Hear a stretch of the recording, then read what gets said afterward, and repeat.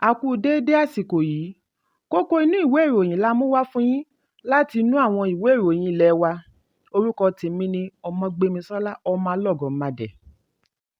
Ààrẹ ẹgbẹ́ àwọn apẹja ẹ̀ka ti ìpínlẹ̀ Ondo, Ọ̀gbẹ́ni Oríoyè Gbàyíṣemọ́re ti rọ ìjọba ìpínlẹ̀ láti kéde oníwàràǹṣeṣà lórí ipò tí ohun amáyédẹrùn ní ẹ̀ka ti okòòwò orí omi wà.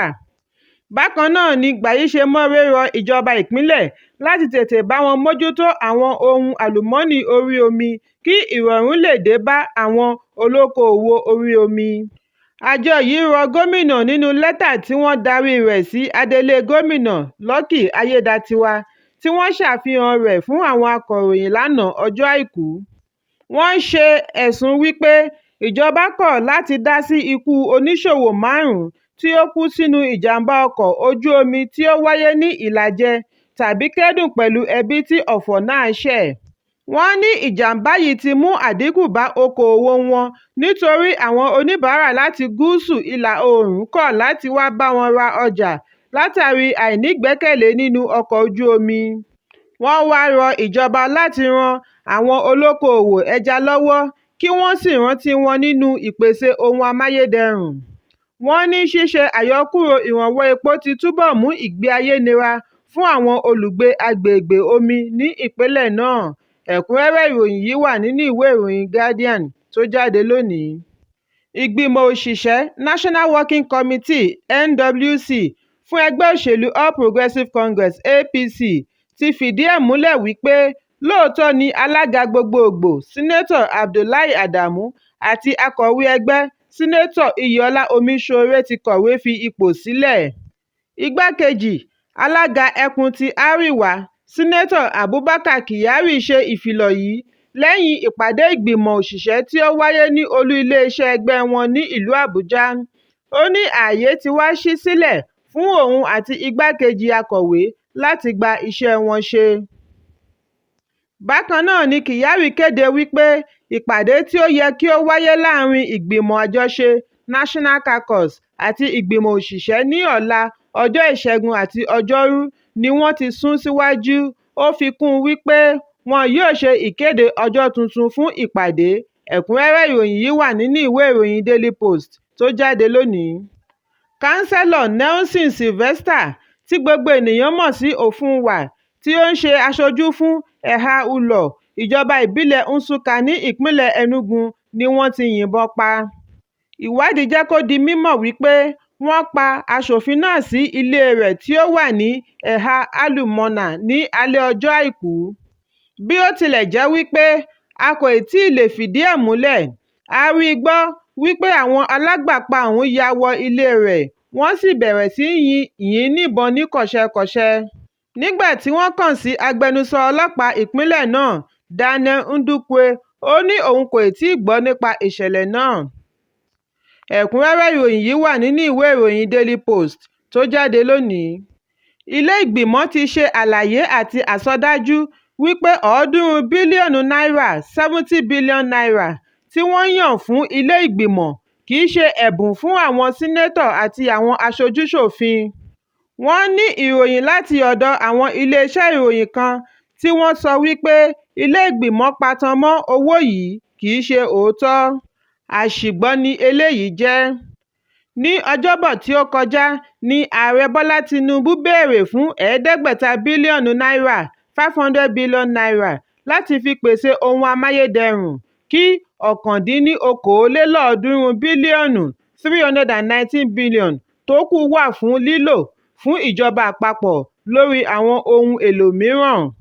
Ọjọ́ kan náà ni ilé ìgbìmọ̀ gbé àbá náà kalẹ̀ tí wọ́n sì yànnàná bí wọn yóò ṣe ìwúlò owó tó kù bẹ̀rẹ̀ látorí tútú ọ̀nà ṣe, ṣíṣe àtúnṣe àwọn oko tí àpọ̀jù omi bàjẹ́ àti bẹ́ẹ̀ bẹ́ẹ̀ lọ. Alága ìgbìmọ̀ àwọn sínétọ̀ Yẹmí Adaramodu láti Gúúsù Èkìtì sọ nínú àtẹ̀jáde lópin ọ̀sẹ̀ tí ó kọjá wípé 300 bílíọ̀nù náírà kò sí fún ẹnikẹ́ni ní ilé ìgbìmọ̀ aṣòfin ṣùgbọ́n fún àtúnṣe sí ilé ìgbìmọ̀.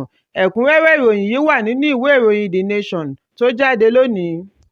Àgbáríjọ àwọn agbẹjọ́rò ni wọ́n wà ní ilé-ẹjọ́ gíga ní òní ọjọ́ Ajé láti ṣe lòdì sí ìgbẹ́jọ́ lórí ẹ̀sùn tí àjọ ọ̀tẹlẹ̀múyẹ́ DSS àti adarí wọn Yusuf Bichi fi kan gómìnà àná fún ilé ìfowópamọ́ àgbà CBN Godwin Emefiele àti bí wọn kò ṣe tẹ̀lé àṣẹ ilé-ẹjọ́ wípé kí wọ́n yọ̀ǹda Emefiele lákàtà wọn. Wọ́n ní pẹ̀lú ìdájọ́ ọ̀tọ̀ọ̀tọ̀ lórí ẹ̀sùn ọ̀tọ̀ọ̀tọ̀ tí adájọ́ Ma Hassan, Hamza Muazu àti adájọ́ Bello Kawu láti ilé-ẹjọ́ gíga ìlú Àbújá gbé kalẹ̀, ó yẹ kí adarí àjọ DSS ti pàṣẹ ìyọ̀ǹda Emefiele kúrò nínú àhámọ́.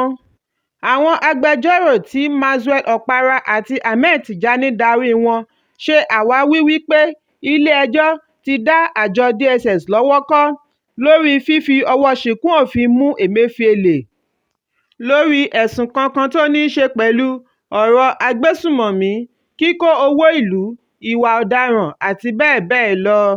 Ṣùgbọ́n àjọ DSS kọ̀, kàkà bẹ́ẹ̀ wọ́n ń wá ẹ̀sùn tí kò ṣẹlẹ̀ rí kiri.